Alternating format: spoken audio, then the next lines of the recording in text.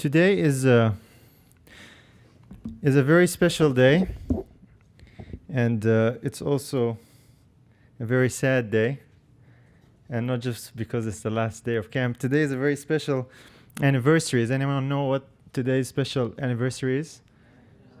9/11. Interesting. 9/11. Everyone knows. So today we want to talk about the biblical 9/11. We're discussing that. We thought it would be very fitting and appropriate to discuss something that is related to this very important and sad event. 15 years ago it was, wasn't it? Boy, that's gone by fast.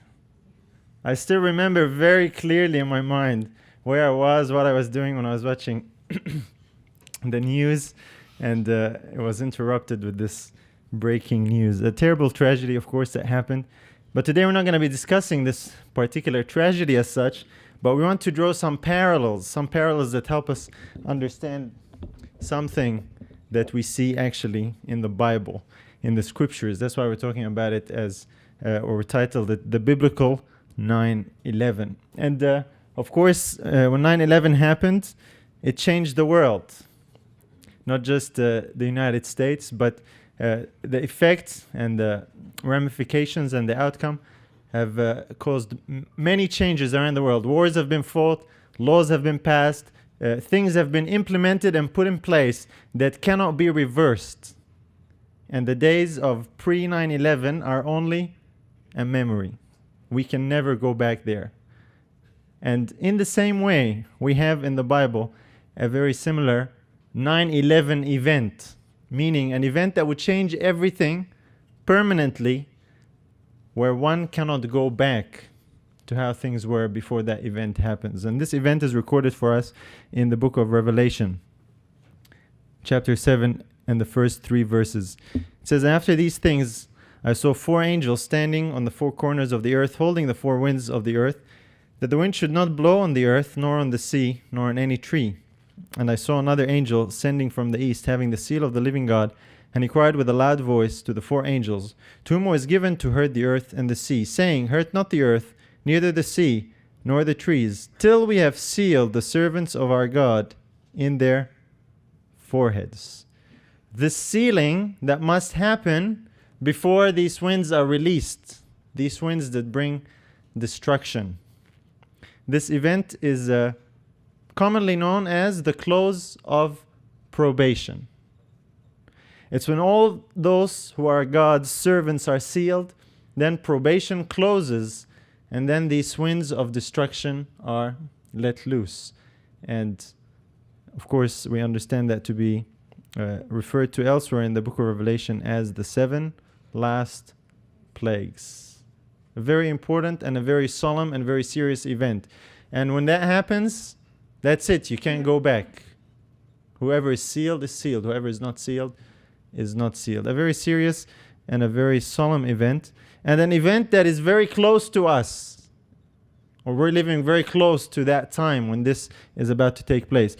So important is this event is actually recorded in another part of the Bible, in the book of Ezekiel, chapter 9 and verse 4. It says, "And the Lord said unto him, Go through the midst of the city, through the midst of Jerusalem, and set a mark upon the foreheads of the men that sigh and that cry for all the abominations that be done in the midst thereof." This mark is the same as the seal in the book of Revelation. It is placed in the same place in the forehead. What is this all about, and what can we learn from it? The timing of this particular prophecy is of great significance because it has to do with these events that transpire just before this sealing, or around about the time of this sealing, which is just before the close of probation. A very relevant and a very important subject to look at, because we all believe that we are living right now in these last final days where this is about to take place. I want to read a statement from the Spirit Prophecy commenting on Ezekiel, particularly this chapter we just read that from. And it says, "Study the 9th chapter of Ezekiel. These words will be literally fulfilled. Yet the time is passing and the people are asleep. They refuse to humble their souls and to be converted." And when it says literally fulfilled, it means they will truly come to pass. not literally as to the details that are symbolic in that particular prophecy. Some people have misunderstood that because the prophecy, has angels with slaughter weapons and destroying weapons, and some people have thought, oh, well, that's how it will literally happen in exactly that way. These are symbols. When it says literally, it means it will truly come to pass without a shadow of a doubt. So it says we are to study that because it's a very serious warning. And of course, the prophecy of Ezekiel chapter 9 does not begin there. It actually begins in chapter 8. So this is what we want to do today. We want to look at this particular prophecy in Ezekiel chapter 8 and 9, keeping in mind the context of what we're talking about, that this has to do with the sealing. So chapter 8 gives us the lead up and some of the happenings that are occurring just before this time of the sealing that takes place, which is also what Revelation chapter 7 talked about. So we'll be going through that chapter and seeing what we can learn. And if you have your Bibles, you can follow. The verses will be on the screen, but this will be our focus, Ezekiel chapter 8 and 9. And we'll get straight into it. Verse 1 and 2, Ezekiel 8. And it came to pass in the 6th year, in the 6th month, in the 5th day of the month, as I sat in mine house, and the elders of Judah sat before me, that the hand of the Lord God fell there upon me. Then I beheld, and lo, likeness as the appearance of fire, from the appearance of his loins even downward, fire, and from his loins even upward as the appearance of brightness, as the color of amber. Ezekiel is sitting here in his house in exile in Babylon, and the elders are there with him, and he goes into vision. This is what he's describing. And as he goes into vision, he sees someone, and he gives this description about him. Who is he seeing? Of course, it's none other than Christ. It's a very similar description to how we see Christ described in the book of Revelation by John. As the appearance of fire in the book of Revelation, he's clothed with the sun, and so on. And so Ezekiel is going into vision, and this is what happens.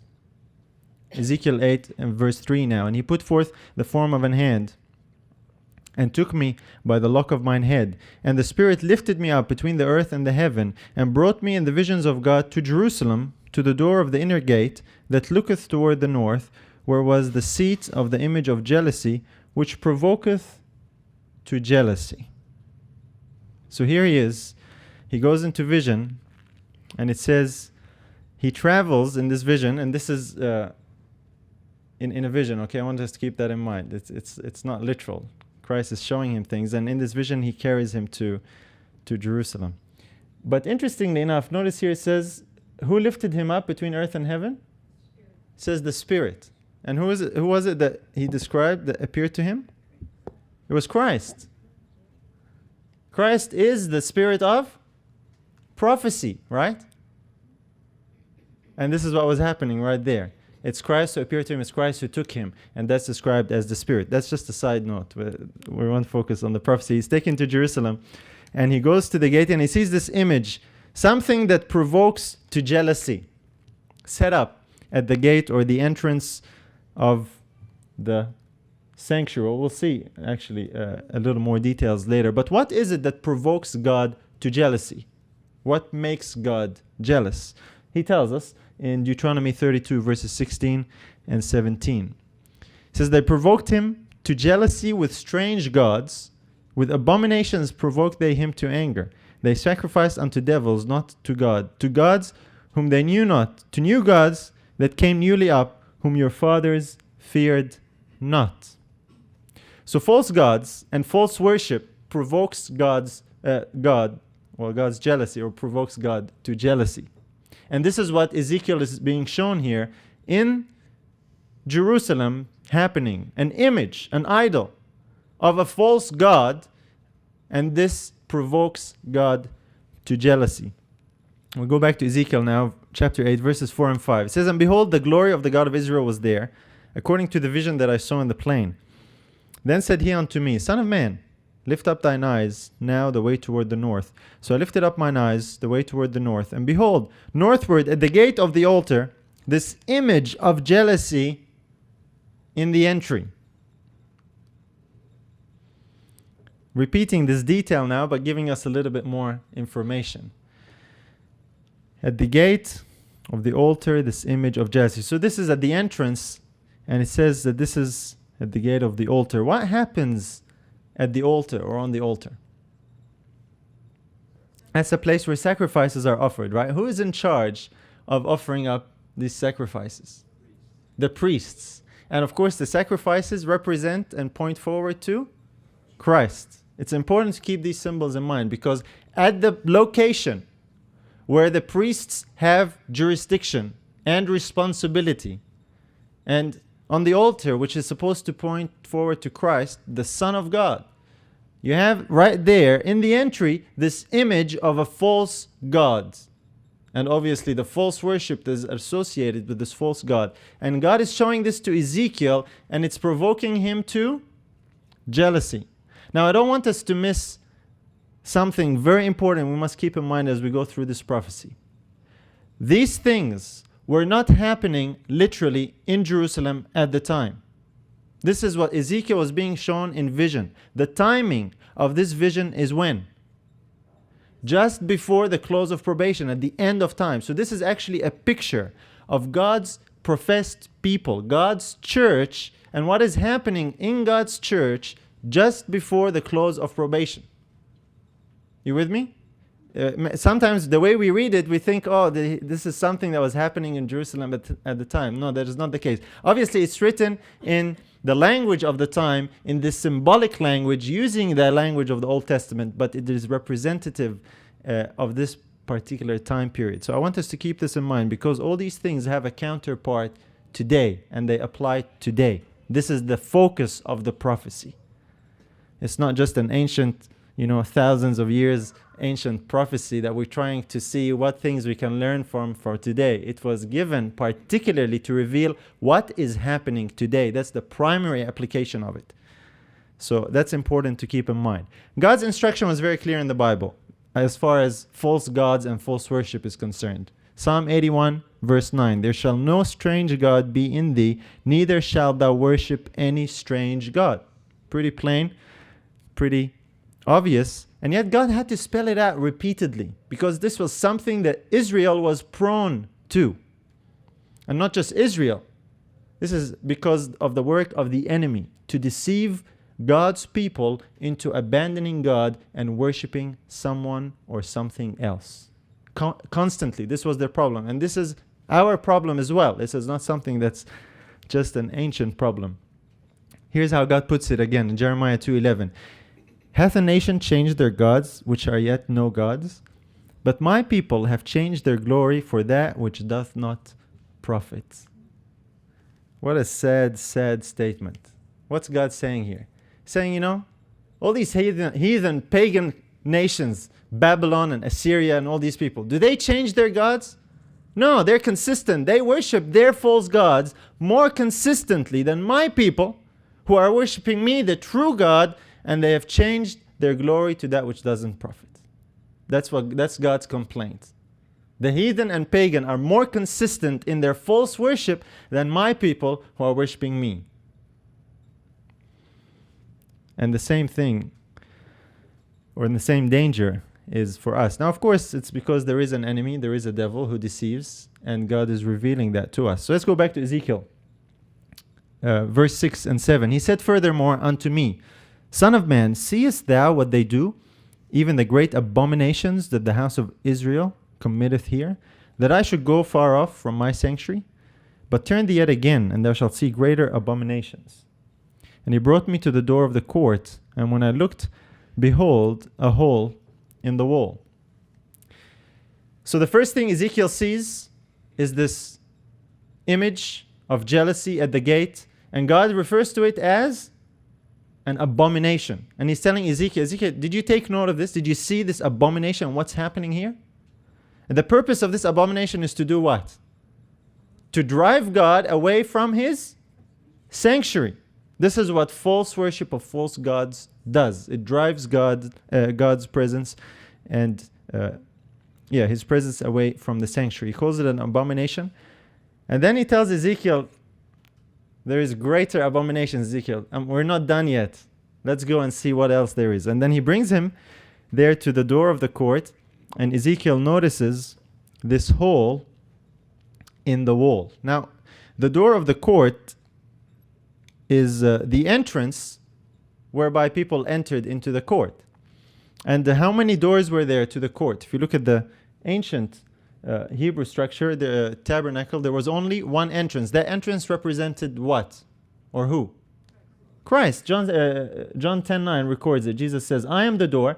By me, if any man enter in, he shall be saved, and shall go in and out and find pasture. So the door, the entrance, represents Christ. Ezekiel notices a breach in the wall. He sees a hole in the wall. And then something interesting begins to happen. God tells him to do something with that hole. Ezekiel, verses 8 to 10. Then said he unto me, Son of man, dig now in the wall. And when I had digged in the wall, behold, a door. And he said unto me, Go in and behold the wicked abominations that they do here.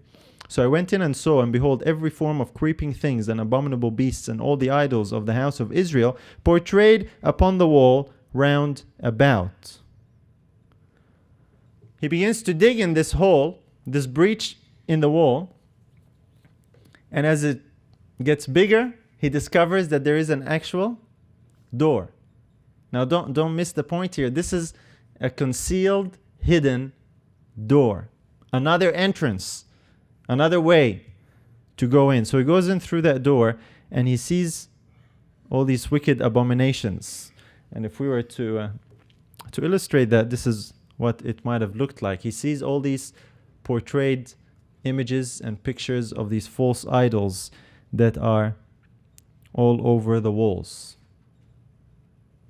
Through this hidden secret door. I don't want us to miss the significance here, and this is why we're saying this is a vision and a prophecy of what is to come. And here Ezekiel begins to take part. This is an interactive vision, so to speak, and he digs in the wall. Ezekiel here represents God's people uncovering something to do with false worship that is done behind closed doors, so to speak, right? In the dark, it says, in secret.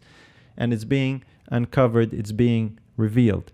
And what does that mean for us today? You know, someone would say, well, we don't have idols in the church. We don't have images in the church. Where does idolatry really begin? What does that signify? Same book tells us, chapter 14, Ezekiel 14, verse 3, Son of man, these men have set up their idols in their heart and put the stumbling block of their iniquity before their face. Should I be inquired of at all by them? Idolatry begins in the heart, in the mind. False worship is not just when you make an idol of wood or stone. It is when you stray from the worship of the true God in your mind and worship someone or something else. That's what idolatry represents. And so this is what Ezekiel is being shown in this vision under all these symbols. And here's an interesting statement that talks about modern idolatry. And it's quite revealing. It says here, Testimonies Volume 5, Are we worshippers of Jehovah or of Baal, of the living God or of idols? No outward shrines may be visible, there may be no image for the eye to rest upon, yet we may be practicing idolatry. It is as easy to make an idol of cherished ideas or objects as to fashion gods of wood or stone. Thousands have a false conception of God and his attributes. They are as verily serving a false God as were the servants of Baal.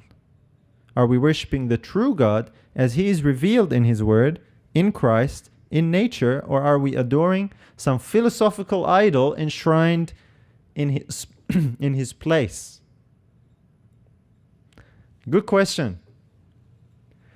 And this is what this prophecy is revealing, that in the last days, among God's people, God's professed people, not only God's professed people, God's professed remnant church people. I want to be specific. That's what Israel was. God's professed chosen people. There will be false worship. And that false worship doesn't mean you're going to see an idol at the door of the church when you come into worship. That means there is going to be a departure from the true God and a false worship that has to do with false concepts of God and his attributes and philosophical idols in the place of God. That means up here, right? in the mind. We've been talking about the subject of the Trinity throughout the camp. I want to put it to you that the Trinity is a philosophical idol that lives in a lot of people's minds. It's an incomprehensible philosophical idol. Misunderstanding God and His attributes. A fundamental attribute of God is that He is a father, right? A real father, not a make-believe father. That's how He's revealed in the Word, in Christ, and in examples in nature. So I want us to keep this in mind, because this is what Ezekiel is being shown in symbols. This is how it translates for us today. Is this really happening today or not? And the fact that it's happening shows that prophecy is true. You know, many times when we talk about these things, and you know, the Trinity, and Trinity is becoming a bit of a subject of debate and discussion. And I'll have people sometimes tell me, well, you know, if what you're saying is so true, then why didn't Mrs. White say anything about it? You heard that? You know, why didn't Mrs. White, she wrote about end time events, she wrote about the Sunday law and immortality of the soul and all these false doctrines. Why didn't she say anything about the Trinity? Obviously, you guys are wrong. She didn't say anything about it. Well, she didn't spell it out that way. But what about Ezekiel? Ezekiel did. He's a prophet too, right? Of no less caliber, okay? Of no less status. Who's talking about end time events, and here he spells it out. He says, among God's professed remnant church in the last days, just before the close of probation, there is going to be false worship. Behind closed doors, as far as the part of the prophecy that we are up to so far. So let's pick up again. He goes in through this door. He sees all these things on the wall, right? And this is what else he sees. Verse 11. And there stood before them 70 men of the ancients of the house of Israel, and in the midst of them stood Jezaniah the son of Shaphan, with every man his censer in his hand, and a thick cloud of incense went up. Then said he unto me, Son of man, hast thou seen what the ancients of the house of Israel do in the dark, every man in the chambers of his imagery? For they say, the Lord seeth us not, the Lord hath forsaken the earth. So he goes in, he sees all these symbols, all these pictures, all these idols portrayed on the walls, and then he sees the leaders, the spiritual leaders of Israel at the time, involved in this false worship. They're offering up a thick cloud of incense. Incense represents prayer, correct? So this is worship. This is a worship scene where the leaders, the spiritual leaders, are involved, and all this is happening behind closed doors that God is revealing to Ezekiel. He's uncovering it, and he's seeing it through the secret door that was through this little hole that was in the wall of the sanctuary. Okay, don't forget the picture. We're keeping all that in mind. And then it's interesting how Christ talks with Ezekiel. He's showing him all this, and then he's telling him, Ezekiel, are you seeing what I'm showing you? Don't miss it, Ezekiel.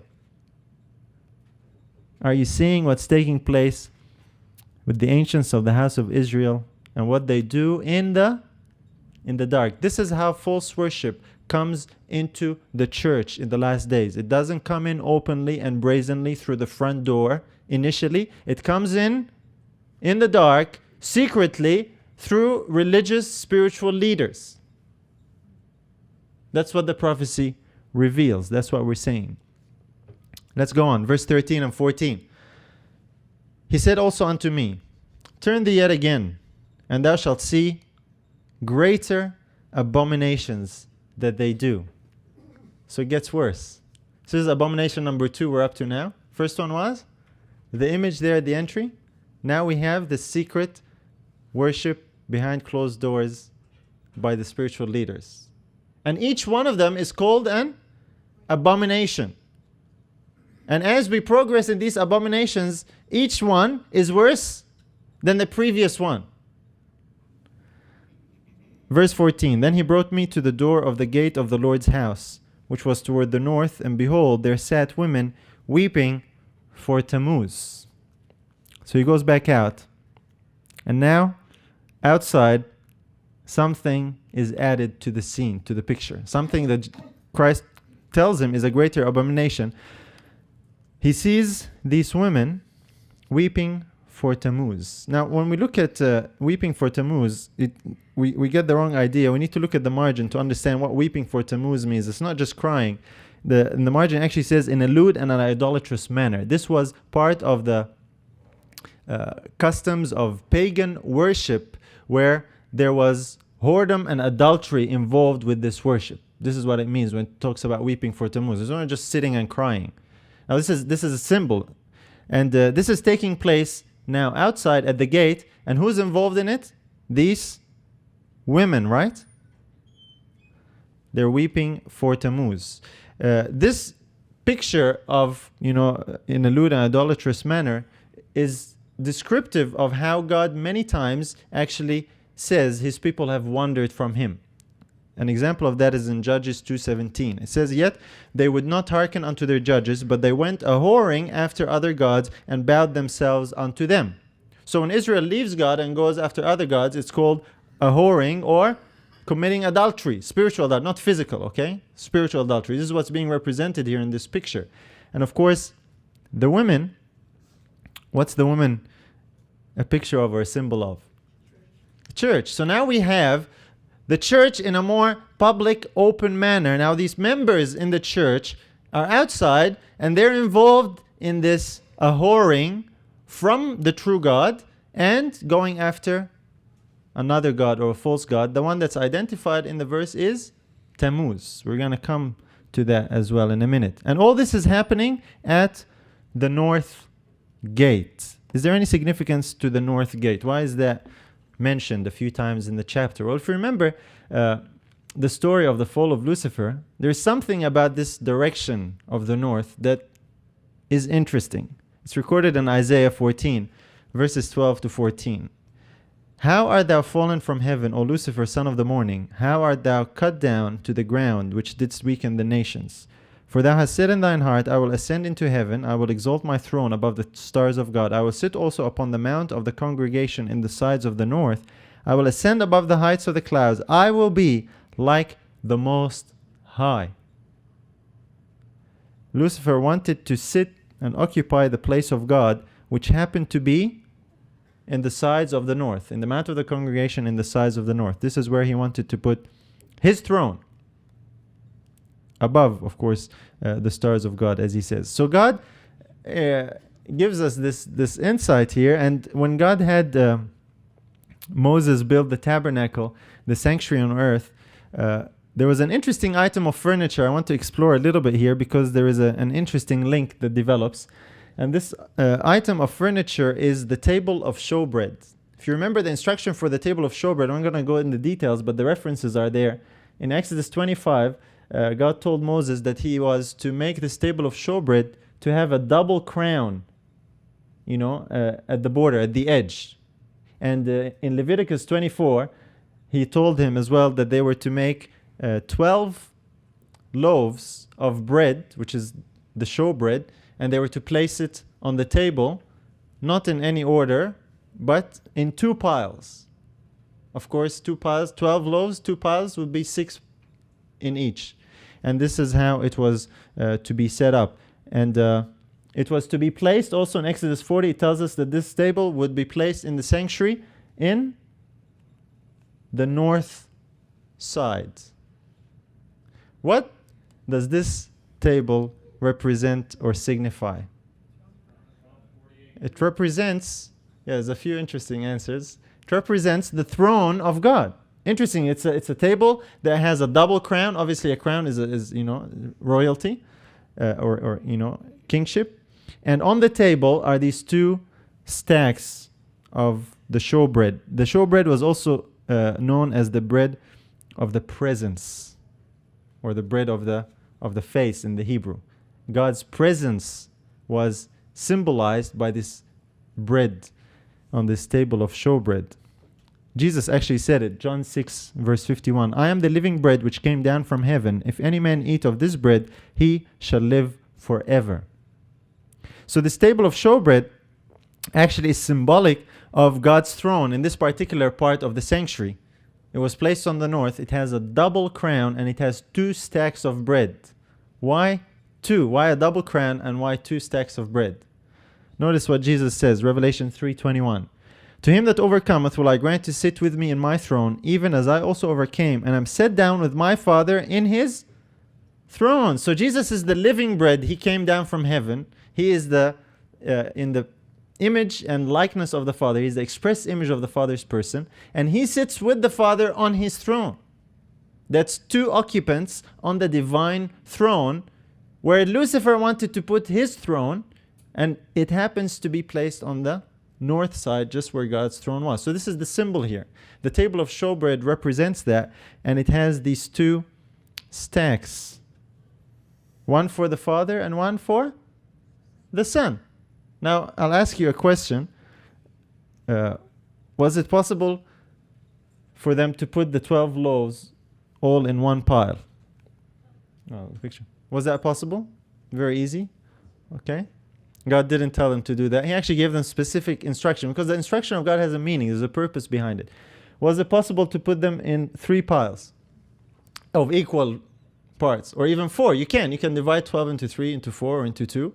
But none of that. God told them to put it in 2, not 3, not 4, not 1. Why? Because it was representative of the reality of what is in heaven. The table has a double crown, and they were to put 2 stacks of these of the loaves of bread, the showbread. Here is another statement now from Spirit Prophecy, Patriarchs and Prophets, as far as the occupants of the divine throne. It says, the King of the universe summoned the heavenly hosts before him, that in their presence he might set forth the true position of his Son and show the relation he sustained to all created beings. The Son of God shared the Father's throne, and the glory of the eternal, self-existent one encircled both. This is before the fall of Lucifer from heaven. That's the timing or the context of this particular statement here. And so when Jesus says he's set down in the throne with his Father, he's not just talking about something that happens after he goes back to heaven as a man. He goes back to the position that he was in before he came down from heaven. And this is an illustration of that here. So the Son shares the Father's throne, and the glory of God, the Father, encircles both. And the angels were being reminded of that, because one of those angels was rebelling against this setup. He wanted to reform the government of God. He wanted to actually put his throne in the same place. Now, if we were to illustrate that in the sanctuary, and this is an interesting little exercise. Here's another illustration. This is a bit more of, I think, a life-size table and stacks of bread. If we were to illustrate this and what Satan wanted to do, Satan wanted to put his throne where God's throne was. And so if we were to add here a theoretical stack to illustrate what Satan wanted to do, it would be 3 stacks or 3 thrones. And interestingly enough, this would have 6 in each stack, which would be 6, 6, 6. Wow, that's interesting now all of a sudden. Why is that? Because this number would be totally meaningless for us, except it's in the book of Revelation, right? And it has to do with the system that Satan is behind and is seeking to receive worship through. So this is what the symbol would have looked like if Satan succeeded in what he wanted to do in heaven. He didn't. He was cast out, but Satan is still seeking the same thing, to accomplish the same thing in the minds of God's people, to put his throne, his position, in the same place where God is to sit in people's minds, which is where worship takes place. We can't ignore that. Now these women, like we said, they were weeping for Tammuz, right? Well, who is Tammuz? If you remember, Tammuz, actually, from history, very ancient history, Babylonian history, Tammuz was the son of Semiramis, who was the wife of Nimrod, who was the builder of Babylon. Nimrod is mentioned in the Bible, not his wife, and Tammuz is only mentioned that once in Ezekiel. But history and archaeology reveal to us that Nimrod, who is the builder of Babylon, he married this woman, Semiramis, and the system in Babylon was a system of false worship. Nimrod was deified, and he was worshipped along with his wife as God. It was a system of rebellion against God. That's what the whole Babylon was all about. And of course, we know that God was not happy or pleased about that, because when the builders of the Tower of Babel were working, God had to interrupt their project. And all the different languages that people speak today were a result of God interrupting that project, if you remember that. But when Nimrod died, Semiramis became pregnant. Of course, she claimed that when Nimrod died, he ascended to heaven. He went into the sun.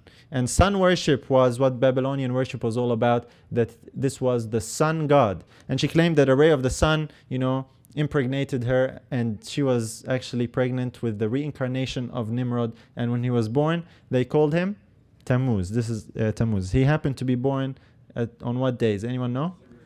December 25. Everyone knows. That's great. This is the birthday of Tammuz, not Christ. Okay? Things have changed over time. Anyway, this was the son of the sun god, Tammuz, or Nimrod returning in another form. And so these three, Nimrod, Semiramis, and Tammuz, were worshipped as the three-in-one sun god. And it took on many different forms as we go on in history, as we shall see as well. But this was the very first inception in history of a Trinitarian type worship, or worshipping a God who is three in one and one in three. Sun worship, or the sun god. That comes all the way from Babylon. And as it traveled in different, when they scattered different languages and different cultures, the same concept traveled. So in Babylon it was Nimrod, Tammuz, and Semiramis. In Egypt it was Osiris, Horus, and Isis, or Ra. In Greece, Zeus, Apollo, and Athena. India was Brahma, Vishnu, and Shiva. Rome, Jupiter, Mars, and Venus. This is only a partial list. There is a much longer list. But there is this consistent pattern, this consistent theme. Why is it always three? Because it all came from the same place. All these people and all these cultures, at one point, where their forefathers at least, were all together in Babylon in this system of worship. And so when it broke up and the languages were introduced, and so the same concept now took on different names in the different languages and cultures, but the same concept, or variations of it, because I know there are some varieties, but the same underlying consistent theme of three in one, worshipped at the very top of these pagan cultures. I don't want us to miss this, because this is an important point. The false concept, even though it has different names, doesn't make it good or right. It's the concept is where the problem lies, no matter what you might call it. So this is what weeping for Tammuz points us to Babylon and what happened in Babylon. And now these people, or these women, the church now is involved in this worship that is related to Tammuz, or has something to do with Tammuz, which is the sun god, or the son of the sun god. A counterfeit to the true son of God, because the true God has a true son. This was the counterfeit. Ezekiel, back to Ezekiel now, verses 15, chapter 8, 15 and 16. Then said he unto me, hast thou seen this, O son of man? Turn thee yet again, and thou shalt see greater abominations than these. This is a tragic prophecy, brothers and sisters. It only gets worse. So this is abomination number 3 we're up to now. He's going to show him a fourth one, which is even worse than what he has seen so far. How much worse could it get? Verse 16, and he brought me into the inner court of the Lord's house, and behold, at the door of the temple of the Lord, between the porch and the altar, were about 25 men, with their backs toward the temple of the Lord, and their faces toward the east. And they worshipped the sun toward the east. Interesting development.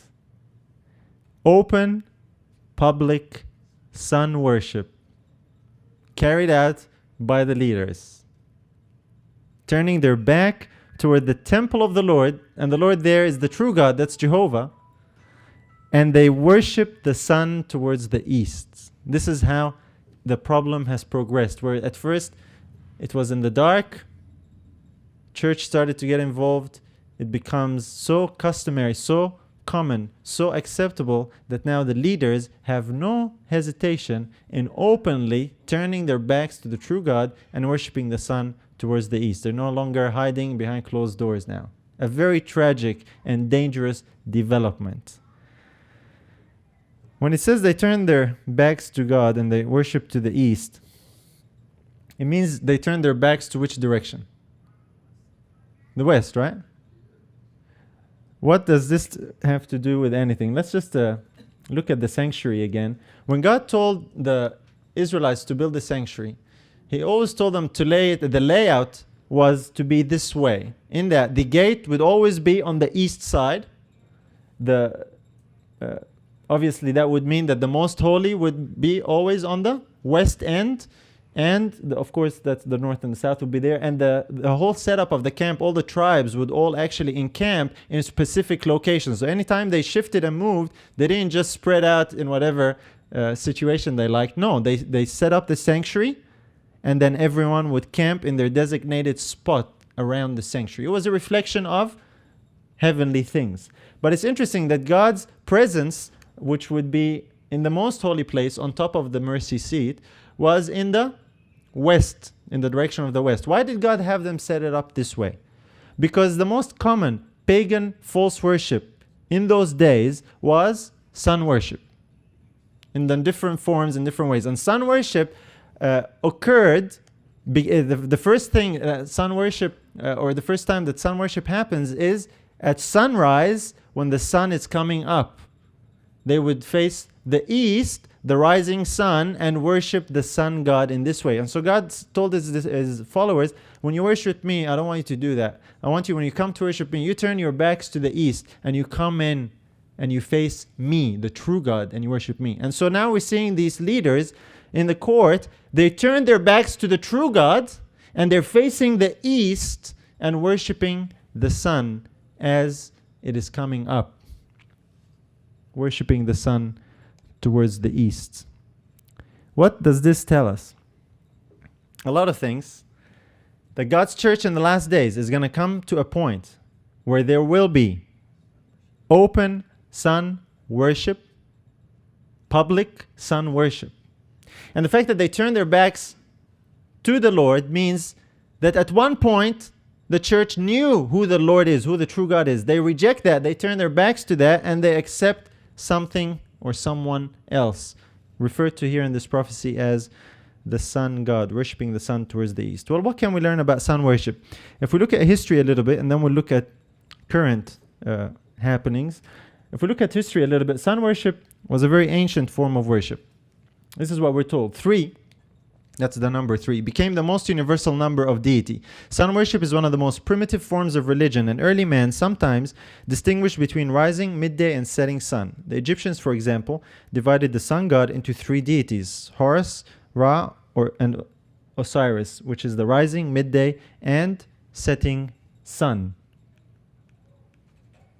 And the image or the symbol for the sun god was, of course, the obvious circle, because the sun is a circle, okay? It looks like that to us. And so, for example, in ancient Egypt, you see all these different gods, or all these different leaders and pharaohs who were worshipped as God.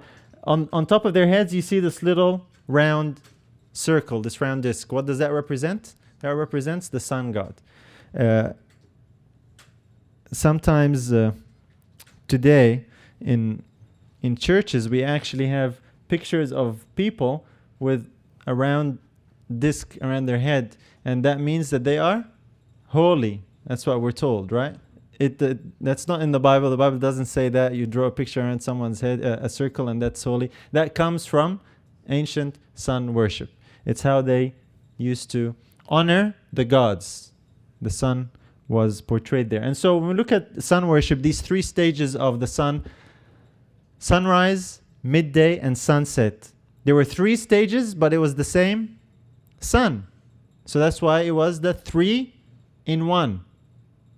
And of course, the 3 are 1, and so this symbol would be combined in this way, and this was another way to symbolize sun worship, or this pagan worship, or this concept of worshiping this other god. Of course, I think it goes without saying, who is behind sun worship? Satan, right? He's the one that receives worship. This is not worship to the true God. He's the one that receives this form of worship. And this is how he hid it in this mystical system of worship that comes all the way from Babylon. And of course, in association with that, obviously the triangle there, equilateral triangle, becomes a very fitting way to represent 3 and 1, and again 3 sides, 1 triangle. Wow, that works. And so the pagans used all these symbols to represent these things, and many times they were not they were hidden actually from everyone. That was a way to actually hide these beliefs, the system of worship. And so an equilateral triangle has, of course, 3 angles. Each one is 60 degrees. So again, now you could convert the image into a number. So 666 is the number for the same system of worship, and so on and so forth. It's very elaborate. It's very complex. There's a lot more to this. We're just looking at some examples. So here's an example of that. This is an archaeological find from Babylon, and it has all these things in it. Here is a worshiper. Here is a triangle, and here are actually sun images. This is the moon, and here is the sun worship. And so this is how it was hidden.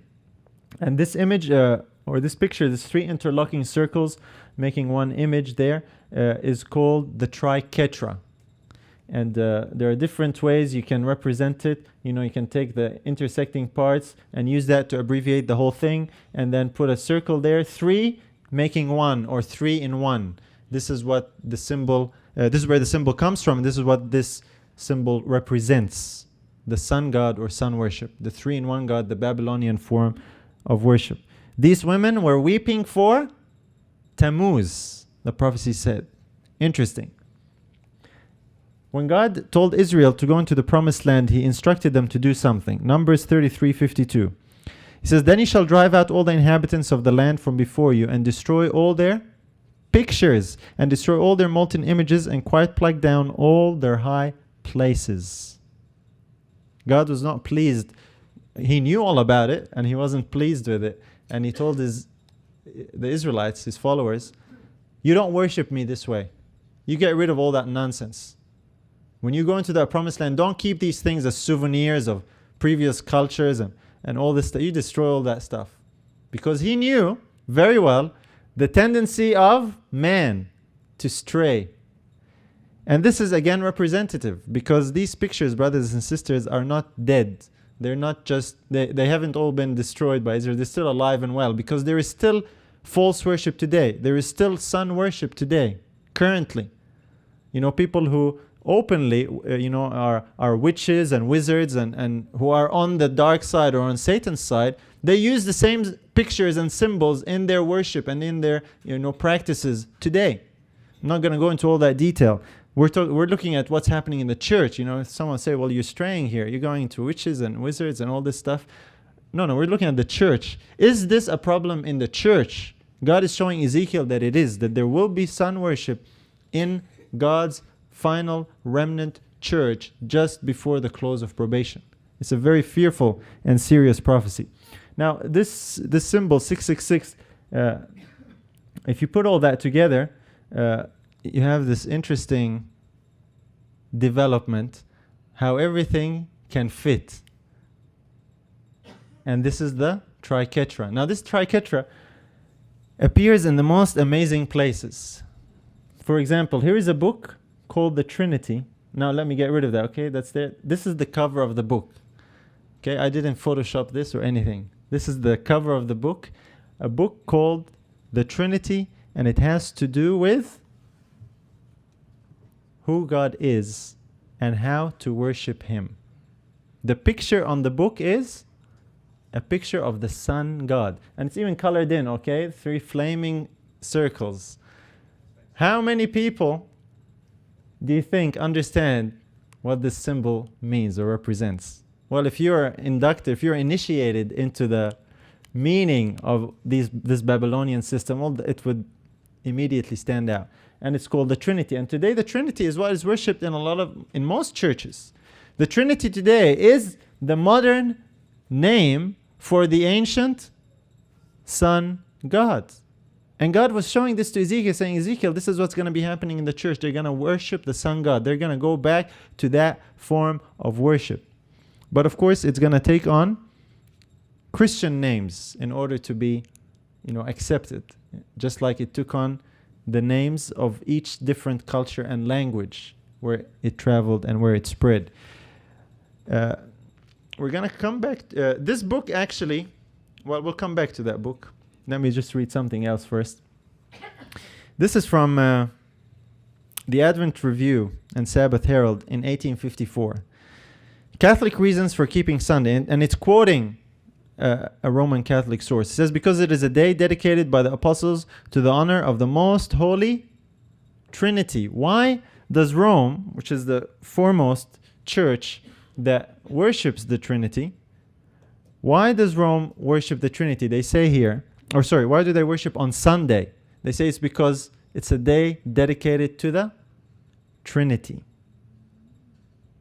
Gives us a link here, an important link. Sunday comes from sun worship. They worship the Trinity, so they rejected the Sabbath and adopt Sunday. It's the day of the sun, the day of the sun God.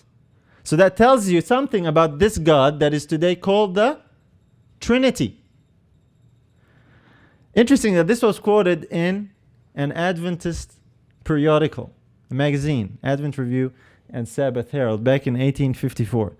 This doesn't get quoted as much these days. Why? Because something has changed. You see this book that has this symbol. We don't only find this symbol in that book, for example, we find it somewhere else. Here's a picture of the previous Pope, Pope Benedict, and he's wearing his tiara there, or his headgear. And can you see what's on that there? Let's make that a little bit bigger. That's the same symbol. 3 interlocking circles. That's a triquetra. This is obviously the Pope. This is Roman Catholic. This book is an Adventist book, published by the church, written by 3 theologians from Andrews University. This is a fulfillment of prophecy, brothers and sisters. It's public now. It's not hidden. It's not just something that's talked about behind closed doors. This is the God that is currently worshipped in the church, that is promoted in the church. This is alarming. This is tragic. And it's being done openly and publicly, and nobody thinks there is a problem. As a matter of fact, if you think there is a problem, you are the problem and you should leave. That's what happens. This is how extensive it has become. This is how serious and alarming it has become. It wasn't always like this in our church. There was a time in our church when we did worship the true and living God as He is revealed in the Word. There's plenty of material there on the table, some resources for that. Here's an interesting illustration of the change that happens when you change gods, when you change who you worship. It affects the way you worship. The interesting story of the church hymnals. Some of you know this, but I want to mention it in case you don't know. There's an interesting hymn in the hymnal called Holy, Holy, Holy. In the early songbook, the Christ in Song book, which was used by the pioneers and reprinted, and then in the old hymnal, and we've got them here, thankfully. So this is the old hymnal, right? Which is the 1941 hymnal. We have the Holy, Holy, Holy before we go there, there's a line here. I don't know if you can see it, but you'll see it in a minute because I'll put it up.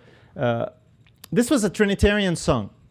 The way this song was originally written and translated, it's a Trinitarian song. But when they adopted this song to sing in our church, they did not believe in that, and so they reworded it to suit their understanding of God. And so that at the end it says, God over all who rules eternity. In 1985, when the new hymnal arrived, which is here too, so this is our next example. You can come check it out after. So, because sometimes we share some of these things and people wonder if we make this stuff up. Honestly, they think we play with the evidence. This is real, brothers and sisters. You can check it out yourself. The same hymn here, and let's put that up so we can actually see it. The original wording was restored. God in 3 persons, blessed Trinity. Now, when you sing, this is part of worship, right? This is a very good illustration of how worship has changed. The words you sing are a reflection of what you believe and who you are directing that to. At one point, the church actually felt, those who put the hymnal together, they felt that they had to, this was not fitting, this was not a good reflection of what they believed, so they changed that, and they actually wrote something that would reflect their faith. It's actually a nice hymn, it's a nice tune, I actually like it. But this is how they wanted to incorporate it. They said, well, it's a nice hymn, that's a nice song to sing, but this part here doesn't agree, that we don't believe that's biblical, we'll change it. Something over the years has changed, and by the time 1985 came along, the new hymnal comes out. The new hymnal actually goes back to the way that song is written originally. It is a song written for the Trinity. That's originally where it comes from, Holy, Holy, Holy. The music for it actually, it's up there. You know, Nicaea. Nicaea is the council where they actually discussed the Trinity. So this is actually where it comes from. Interesting development. Anyway, thankfully both hymnals are here. You can come check it out after for yourself if you want.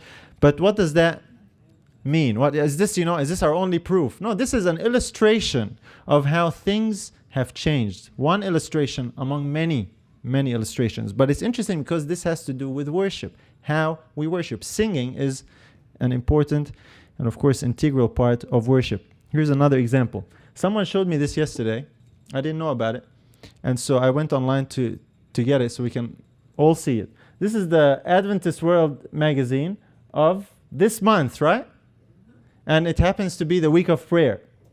I didn't know that either. And so there's an article in there from the president, Ted Wilson, talking about God's mission. It's talking about mission, but at the introduction of the article, there's this interesting statement. It says, even before sin, it's right there, but this so you can see it. Even before sin entered the world, the Trinity designed a plan to save humanity should Satan succeed in causing them to fall. Wow, then the rest of the article is about mission and so on and so forth. But it really makes you think. Now, I have nothing against Elder Ted Wilson personally. You know, he's the president of the church. So we're not picking on people. When we put examples like this up, it's not to pick on someone as an individual. We're just illustrating the presence of a problem at the very highest level. He is speaking, of course, as the president of the church. This is representative of what the whole church believes. That a Trinity, three persons, met together and designed this plan of salvation. This is not in the Bible, brothers and sisters. This is not biblical. The Bible tells us that the counsel of peace is between the Father and the Son, both. That's two individuals. The fulfillment of the plan of salvation is this counsel of peace between the Father and the Son. It was two who planned it, who designed it. And you will never find that in the Spirit of Prophecy either. For those who appreciate the writings of the Spirit of Prophecy. This is the God that is worshipped today. This was not the God that was worshipped by our forefathers, the pioneers of the Adventist church. Something has changed along the way. And that change, brothers and sisters, was prophesied in Ezekiel 8 and 9, what we are studying. This is Son worship, taking on Christian terminology. Of course, this Trinity, if you were to ask someone what do you refer to by that, they will say, well, that's God the Father, God the Son, God the Holy Spirit. They're not going to say Nimrod and Tammuz. They will use Christian appropriate names. So the same concept has come in, and it's taken on the names in the language that we use. And so that is why it just passes under a lot of people's radar because, well, that's in the Bible. The Father is in the Bible, the Son, of course, and the Spirit. Yes, they are in the Bible, but not in this way. There is no such thing as God the Son in the Bible or God the Spirit. That concept comes from somewhere else. It's a foreigner to the Bible and inspiration. And of course, in that book, we saw that the other day. I'm not going to get into it. The book that we looked at earlier with the symbols, it actually recommends worship to the Holy Spirit, which is completely contrary to what the Scripture has to say. It's the same thing that Rome does, and this is what Rome has to say about that. In the handbook for today's Catholic, it says, the mystery of the Trinity is the central doctrine of the Catholic faith. Upon it are based all the other teachings of the Church. Now, if you really want to check that out for yourself, our brother here, he has the handbook with him. You can, and he was showing me it's there. So if you want to look at the source, the hymnals are here, the handbooks there, you can check it all out. Rome claims that this is their central pillar. Every other teaching that they hold to is based on the God that they worship. The Trinity is greater than Sunday worship. You realize that? According to Rome. We think the biggest problem in the last days is going to be what? Sunday worship, Sunday or Sabbath. The God of Sunday is more important than the Sunday itself. Just like the God of the Sabbath is, of course, more important than the Sabbath. Jesus said it, right? The Son of Man is Lord even of the Sabbath day. Tells you who's superior. Sometimes all our focus is on the day. You got the right day, you're going to sail smoothly. Maybe with some bumps, but you will sail safely through the last days. All you got to worry about is get the right day. That is so shallow, brothers and sisters. But that's another topic. So the same God that Rome worships, which we know is a system that Satan is behind, that is nothing but a rehash of ancient paganism dressed up as Christianity, which is really sun worship. The same God we have adopted in the church that professes worship to the true God of the Bible. God was showing this to Ezekiel. It means we are very close to the close of probation. That's what that means. Let's go back to Ezekiel. Verse 17 and 18. Then he said unto me, Hast thou seen this, O son of man? Is it a light thing that the house of Judah, to the house of Judah, that they commit the abominations which they commit here? For they have filled the land with violence and have returned to provoke me to anger. And lo, they put the branch to their nose. God is saying this is an abomination, brothers and sisters. And just like he's telling Ezekiel, have you seen this, O son of man? You know, are you hearing what we're sharing, brothers and sisters? Do you see this? Everybody in the church needs to be told, needs to be informed about this. This is what Christ keeps telling Ezekiel. Have you seen this? Make sure you record it. Make sure you write it down. It's not a light thing that is happening. He's telling Ezekiel. And then that chapter closes in verse 18, a very, very serious and solemn verse. God's response to all these abominations. Therefore will I also deal in fury. Mine eye shall not spare, neither will I have pity. And though they cry in mine ears with a loud voice, yet will I not hear them. That's strange way for God to speak, isn't it? But this is how serious these abominations are. What God is saying is this: these abominations can turn and come between me and my people to such a level that even though they cry in my ears, I cannot hear them. You know why? Because their worship and their understanding of who the God is that they are crying in his ears is totally warped and distorted. You with me? It was all designed to drive him away from the sanctuary. So the God that they are calling upon is not the God of the Bible. It is someone else. That's why God cannot hear and answer. He won't do it because he says in the Bible, my glory will I not give to another, neither my praise to graven images. When Israel worshipped false gods in the days of the judges, many times God would tell them, go cry to your gods, let them save you. Why come and crying to me for? What's God doing? God's not being harsh or cruel. God is saying, look, I'm not going to honor false worship by answering your prayers and giving credence and support to this false worship. You're first worshiping idols. Let them help you. I am the true God. I am over here. This is how you worship me. This is who I am. This is what he's telling Ezekiel. And then we come to chapter 9. And this is the background that's happening in chapter 8. It helps us appreciate what happens in chapter 9. Chapter 9 becomes very easy, but also very tragic as we read through it. So let's go through that together. It's not long. Verse 1 and 2. He cried also in mine ears with a loud voice, saying, cause them that have charge over the city to draw near, even every man with his destroying weapon in his hand. And behold, 6 men came from the way of the higher gate, which lieth toward the north, and every man a slaughter weapon in his hand. And one man among them was clothed with linen, with a writer's inkhorn by his side, and they went in and stood beside the brazen altar. Destruction is about to come. That's the same destruction that's spoken about in the book of Revelation. We read earlier, the 4 angels. But before destruction happens, something needs to take place. Verse 3 and 4. And the glory of the God of Israel was gone up from the cherub whereupon he was to the threshold of the house. And he called to the man clothed with linen, which had the writer's inkhorn by his side. And the Lord said unto him, go through the midst of the city, through the midst of Jerusalem, and set a mark upon the foreheads of the men that sigh and that cry for all the abominations that be done in the midst thereof. Praise God. Not everybody is caught up in the abominations that are happening. There is a group of people that God knows, a group of people that are sighing and crying. They know what's happening is an abomination, and they're sighing and they're crying and they're praying about it. They're pleading with God. And God says, go mark those ones. This tells us something very important. To receive the seal of God, or the mark that is referred to here, you need to be among those who what? Sigh and cry for the abominations. In other words, you need to recognize that these things are an abomination, right? That's a very serious thing to consider. Then he goes on, verse 5 and 6. Unto the others he said in mine hearing, go ye after him through the city and smite. Let not your eye spare, neither have ye pity. Slay utterly old and young, both maids and little children and women. But come not near any man upon whom is the mark, and begin at my sanctuary. Then they began at the ancient men which were before the house. What a serious picture this represents for us, brothers and sisters. Destruction comes to God's sanctuary as a result of these abominations.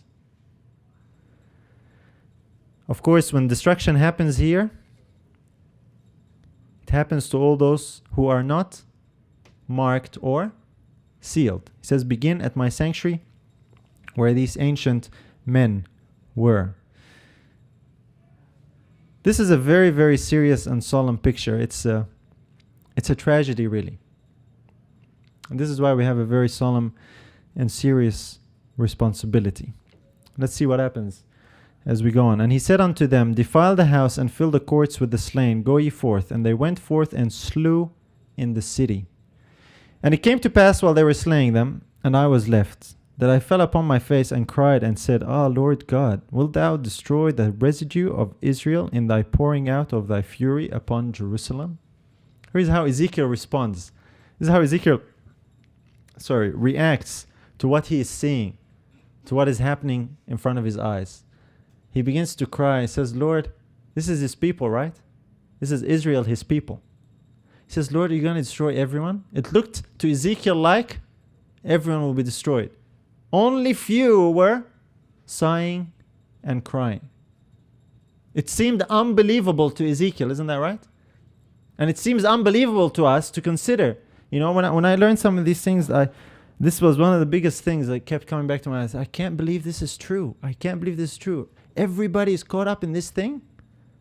And this is something a lot of people struggle with. They say, well, you know, if what you're saying is true, then how come all the leaders and pastors and theologians, how come none of them come to your meetings or say what you're saying? And you're only a few over there, and therefore it cannot be true. Here we're seeing, brothers and sisters, a picture that the majority are actually going to end up being caught up in these abominations. And those who are marked are actually a minority. This is what the prophecy of Ezekiel reveals. These abominations, brothers and sisters, they don't cease. They don't stop at one point. They continue until the sealing happens, until probation happens, and destruction comes. This is the sequence that we see in the prophecy. It's very fearful. We're not at abomination number 1 or 2. We're number 4 has come, and it's here. And if, like I said, you know, if you speak out against it, you are thought to be an abomination and should get rid of you. This is how serious and extensive it is. So Ezekiel, his heart is breaking for his people. And what Ezekiel represents here, brothers and sisters, is you and me. And our attitudes and how these things should affect us. We're not sharing these things to condemn anyone and say, oh, look, they're wrong and we're right. This is not the purpose of why God gave this prophecy. The purpose of the prophecy is to wake his people up by telling them, listen, this is what Satan has in store for you. Don't fall for it. Who will listen? This is what Satan has planned, because Satan is the one behind all this, of course. And the church is getting deceived and caught up in that. How does God answer Ezekiel? Verse 9 and 10. Then said he unto me, the iniquity of the house of Israel and Judah is exceeding great. and the land is full of blood, and the city full of perverseness. For they say, the Lord hath forsaken the earth, and the Lord seeth not. And as for me also, mine eye shall not spare, neither will I have pity, but I will recompense their way upon their head. This is what happens when probation closes, brothers and sisters. It's too late to change. It's too late to alter anything. And then it says, and behold, the man clothed with linen, which had the inkhorn by his side, reported the matter, saying, I have done as thou hast commanded me. That's the man who went and to set a mark on the foreheads of those that sigh and that cry. The sealing work is finished. Destruction is happening. And this is the last verse in the chapter, Ezekiel 9 and verse 11. So now you will never forget that verse. That's the close of probation. That's when things change permanently and you cannot reverse them ever. How is it with you and how is it with me? You know, sometimes we might say, well, praise the Lord, we know some of these things and we know that these things are an abomination. And it's true, it's good, praise the Lord for that. But what about all the others that don't know? What about all those that we know, whether they be family, friends, brothers, sisters, who are caught up in these things, in this abomination? Now, it's important to remember that something happened in history that resembles the picture that we have today. When Jesus came to Jerusalem, we're told that before he came in, when he was still, maybe up on the hills, and he looked over at Jerusalem, something very interesting happened. Jesus looked to Jerusalem and he wept. You know why? Because he saw down there in Jerusalem or what was happening. He knew they'd rejected him, rejected the true God, essentially, in rejecting him. And he cried, he said, "Oh, Jerusalem, Jerusalem, you who slay the prophets and all those who are sent to you. Oh, how I wish that I would gather you as a hen gathers her chickens, but you would not." And the same Jesus, brothers and sisters, is looking at the current Jerusalem, his chosen people, and the same thing is happening. You realize that? And that is how you and me, this is a picture for how you and me are to be. That's what sighing and crying is about. Sighing and crying is not to go tell people, look, you're wrong, and condemn people and hit them with the hymnal and see, look, it's changed, or hit them with the Bible and all these. This is not what it's about. This is not why we're sharing these things, to condemn people. We are in serious trouble. God gives information and reveals things to us in prophecy in order to save us, not to condemn us. And so we have a responsibility and a duty to reach our brothers, our sisters, not to condemn, but to save. Probation is about to close. What's happening right now is an accurate fulfillment of this prophecy of Ezekiel. Ezekiel 9:11. That's why it's interesting parallels with what happened in 9:11. Things are about to change permanently. We're not there yet, but we're so close. How are we dealing with it? How are we responding to it? I wish there were so many more people here in these meetings to listen to some of these things we share. But for whatever reason, people don't come. Whatever they're told, whatever suspicion it is, or, they say, don't go there. These people are just down on the church and so on and so forth. Jesus was not down on Jerusalem when he rebuked the Pharisees. He wasn't having a go at them because he didn't like them or trying to condemn them. But they were coming between him and his people. He was trying to wake them up that they were in a deception. And they were losing not just themselves, but they were causing the loss of others. The same thing is happening today, brothers and sisters. So how will it be with you? How will it be with me? I just pray that we will really seek the Lord so that we can sigh and cry in the way that God wants us to do. That sighing and crying.